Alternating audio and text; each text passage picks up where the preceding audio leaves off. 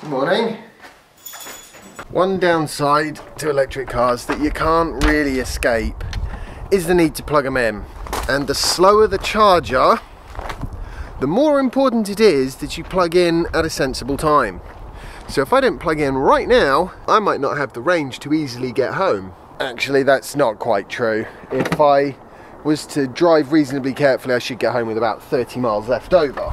But I don't want to run it that low, and also, I've no idea what Soph and Jasper and Granny will be getting up to. I mean, for all I know, they might say, oh, why don't you join us in Westfield, Stratford or something?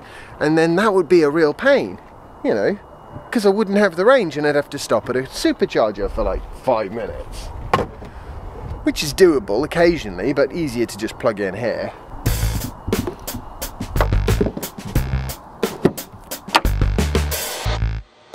I probably should have just plugged in last night, but I couldn't be bothered.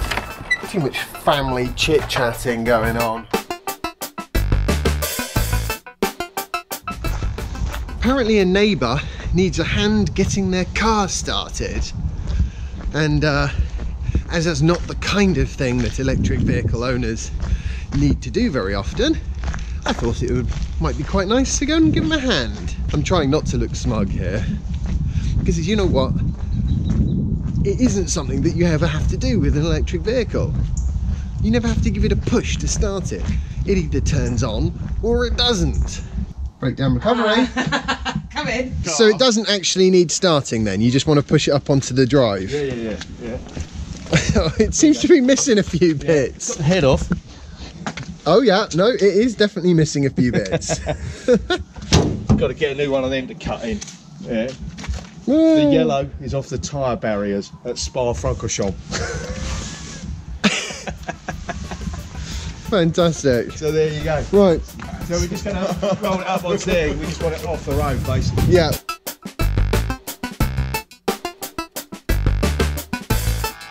How bad is a petrol engine? Never had that problem with electric. It's true. I have never had that problem. Is there such a thing as bump start? No, I guess not. No, it's like literally press a button. Either it turns on or it doesn't turn on. You've got a roll cage in here, Mark. What? I love the roll cage you've got in there. We were taking it flat out in this at about 75 miles an hour, and because the head gasket had blown, oil came out through the breather, got on the rear tyres and spun him round. And he went into the barriers really hard, but because he had the roll cage, he kept the car from smashing to pieces, basically. Yeah. Because he hit completely sideways on, and that gave him the integrity to hang on. Never let your son drive your car. Yeah. The deal with the Tesla Roadster is I have been told if you have a Tesla referral discount, then you're automatically given a reservation for a Founders Series Roadster.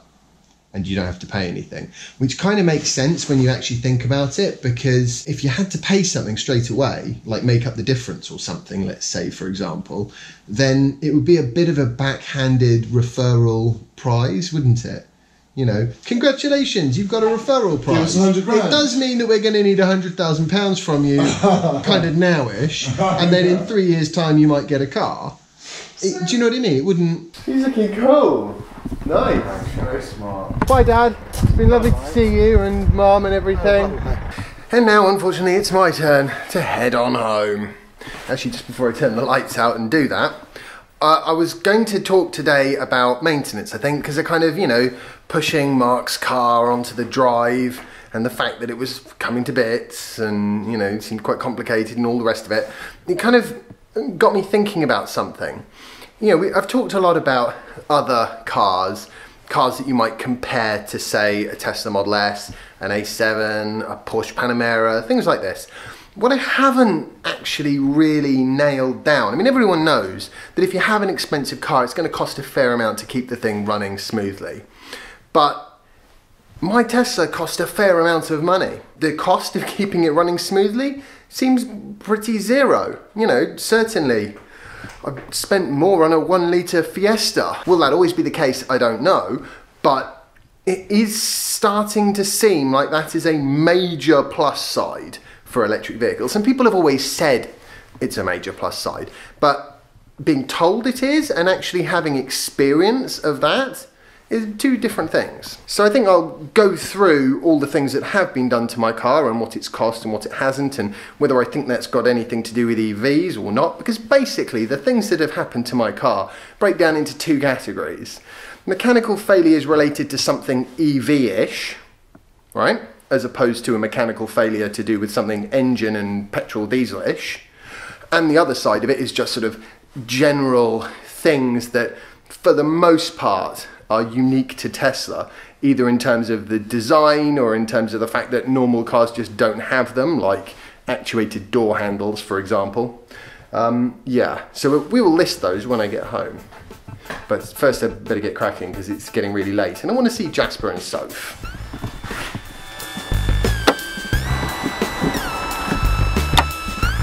Okay, so as it turns out, I have managed to get home before Soph and Jasper and Granny have got back from the shop. So I think I'm going to try and sneak a quick run in.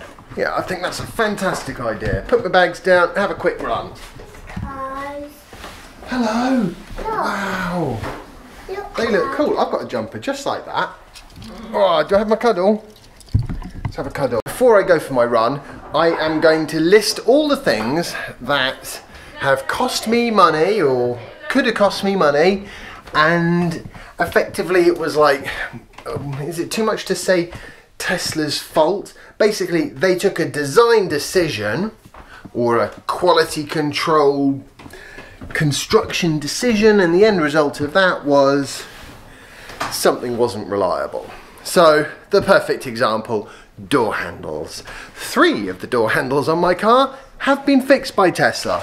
All under warranty, I might add. What else has cost me money, given that, oh, whoops.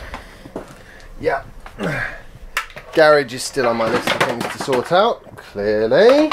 So, apart from the door handles that actually didn't cost me any money, what has cost me money? That's a very good question. Nothing, I don't think.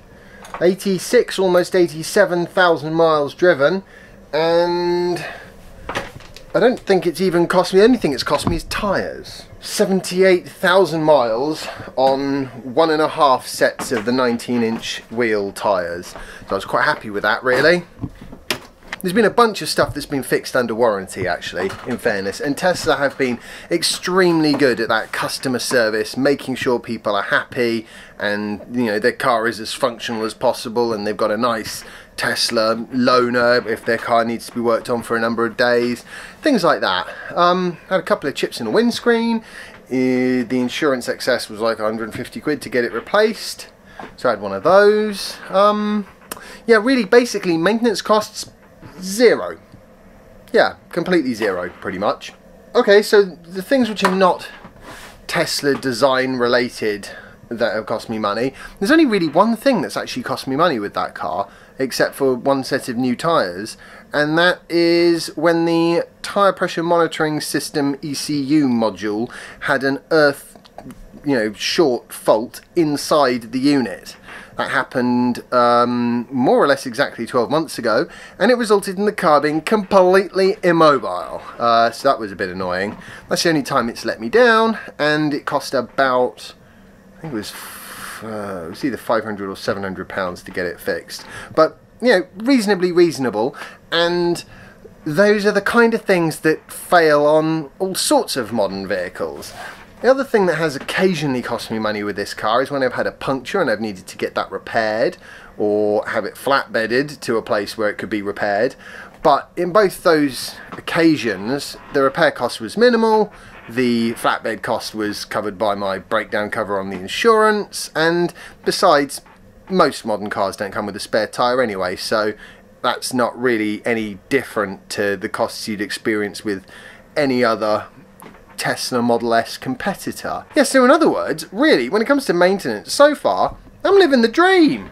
Which is great, because I did factor in very, very minimal maintenance when I looked at the, total cost of ownership of buying this car, which I did on a kind of, rough man maths basis. It's worked out quite well so far. Right, run time. I'll see you guys in a bit. Wish me luck.